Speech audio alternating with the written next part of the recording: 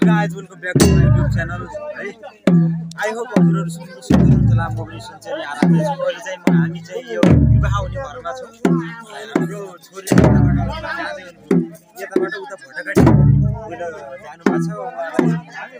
यहाँबाट हामी डेकोरेसन गर्दाखेरि उहाँलाई देखाउने जन्तीहरु लगभग पुग्दै छ यहाँ। अहिले चाहिँ जन्तीहरु देखाउला तपाईहरुले माथि डिजे पनि देखाउनु पर्यो नि। एकदम चकाचक भइराखेका छन् यो बच्चा-बच्चीहरु यहाँ खाना खाएर तपाईको हेरिराखेका छन्। गाजा गाजा सहित यहाँ टोली अगाडि बढिराखेका छ। है यो चाहिँ जन्तीहरुलाई स्वागत गर्नको लागि यो फूलमाला उनेर यहाँ लगिएको छ।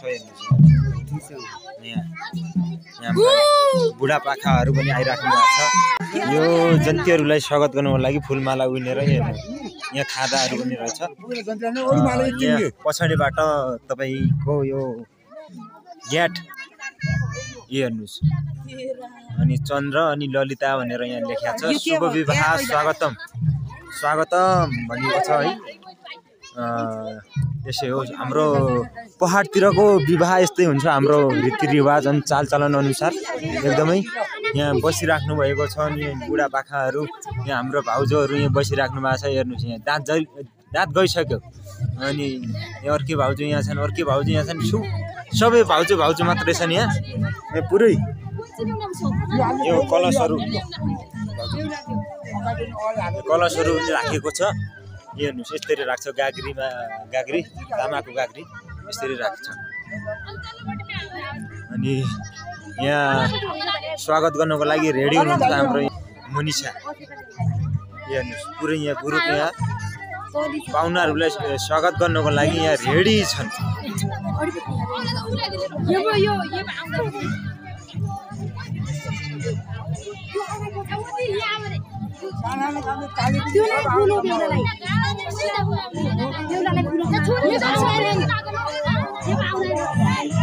र खाना खाने टोली अहिले यहाँ छ।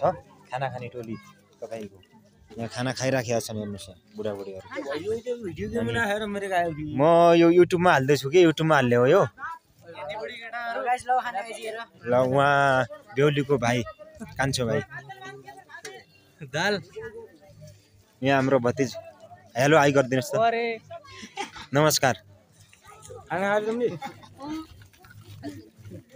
यहाँ भात कसरी पाक्छ भन्दाखेरि यहाँ हेर्नु सब्जी यहाँ छ। अनि यहाँ ताउला हुन्छ ठुल्ठुलो यहाँ पहाडमा तपाईको। यहाँ पहिलाको जमानामा कि पुराना जमानामा यस्तो बाजे पुर्खाहरूले यसरी गरेका आर्जन गरेर कमाएका भाडाहरू यो त आजकलको जमानामा आएको हो। यहाँ दाल यस्तो छ। अब पुग्दैछ तपाईको यहाँ जनता पुग्दैछ। स्वागत कार्यक्रम हुँदैछ अब तपाईलाई। बिल्कुल स्वागत कार्यक्रमका लागि अब रेडी एकदम सबै रेडी। यहाँ हेर्न सबै रेडी, हामी पनि रेडी।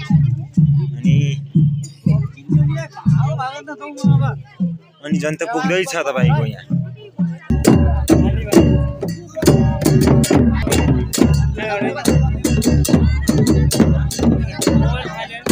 आजकलका बच्चाहरु सानसाना